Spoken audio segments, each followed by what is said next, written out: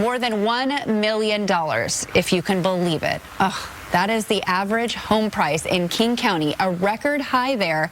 And get this, despite high mortgage rates deterring many potential buyers, prices are still able to surge thanks to a limited number of homes for sale. So here with us to look at what's next in our housing markets is founder and CEO of Rexmont Real Estate, and that's Adriano Tori. Thank you so much for being here today. This is a question that affects so many of us, not just in King County, but everywhere. Thank you for having me. So $1 million home isn't that much anymore, isn't it? It's hard to believe that we're actually saying that, because I feel like I can remember the day when some home prices were, you know, our parents talk about it in the $50,000 mark, $100,000 mark, just when, you know, I was starting to look. So we have come a long way, you know, from those days. And a lot of this is due to that surge that we saw during COVID times, right? So we had 107,000 units sold across Washington State.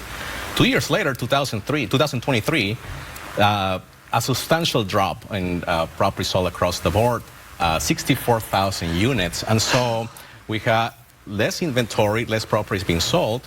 And also, you know, people are wrapping their heads around because they're asking, well, you know, why are home prices still going up, right? And in fact, we saw a 6% increase in property values from 2021 to 2023. And, you know, people are asking, well, you know, if we had a slow market back in the recession days, you know, why are property values keep going up? Yeah, that is the question. Yeah? And a lot of that is attributed to people holding to those very incentivizing interest rates that they locked in back in 2021. Yeah. You know, people holding into that 2.5% to 3%.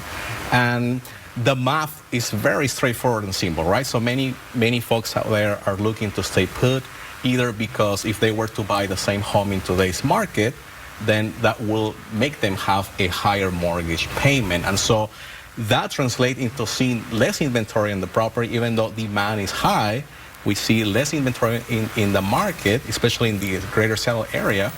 And more, you know, buyers are getting creative out there on making their home mortgage payments more affordable. I mean, this is a problem for many people, not just King County. It's a little less in other counties, people moving out of the city. Some people I talk to say, hey, I'm moving to Iowa, where I can get rent for $650 a month. I mean, it's forcing people out of here. Not only emotionally it plays on them, but how does this play on, you know, their purse strings of actually thinking that they're hard workers and they can avoid, you know, get a house for the future? So people can't just hold for so long.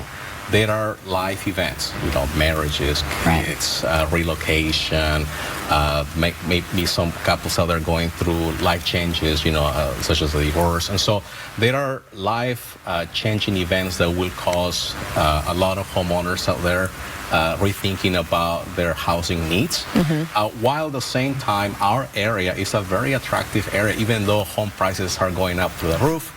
It's a very attractive area when it comes to jobs, right? So a lot of that is being dominated by the tech sector.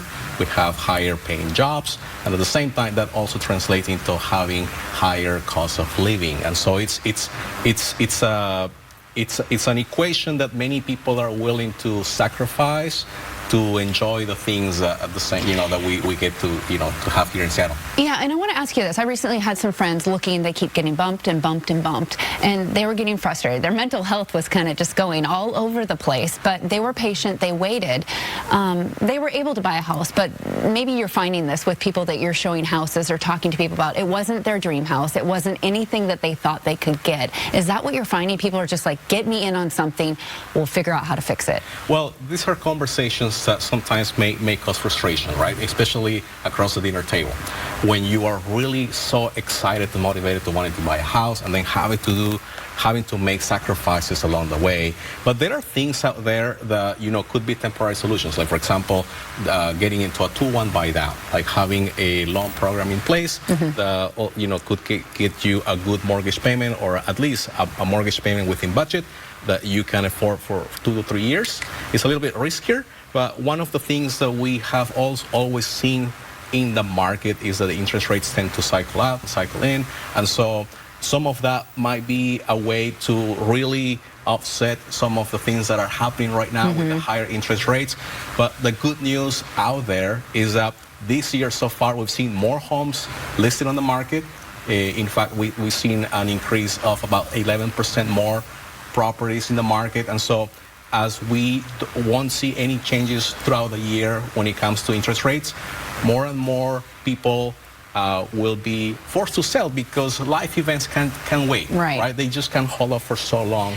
Until it's the right. Well, this is good news for sellers on the flip side, and also there are some unique techniques. Maybe see if someone can carry the note for you, or buy with friends. That's always something we talk about.